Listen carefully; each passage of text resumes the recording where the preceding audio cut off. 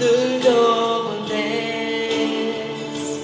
E un loc de strălucire, curcubel multicolor, când voi fi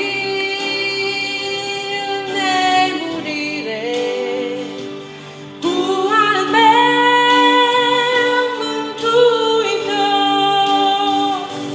Nu pot ști ce fi va mâine, însă știu că Dumnezeu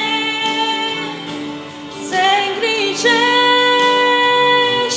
și de mine, căci și eu sunt Fiul Său.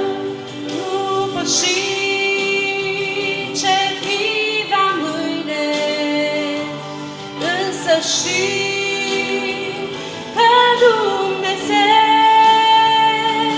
se îngrijește și de mine, căci și eu sunt Fiul Său.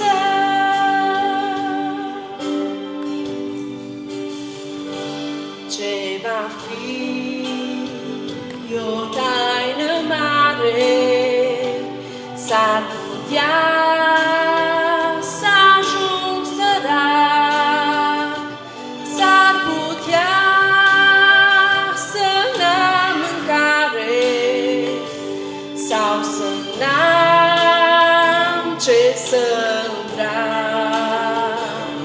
Pentru flori și păsărele Dumnezeu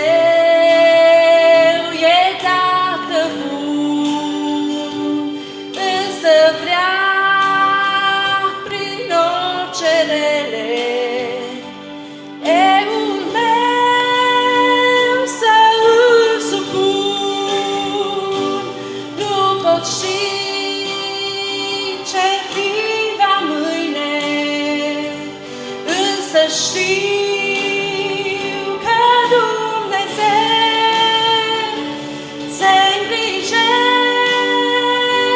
și de mine, căci și eu sunt Fiul Său. Nu pot ști ce fi va mâine, însă știu că Dumnezeu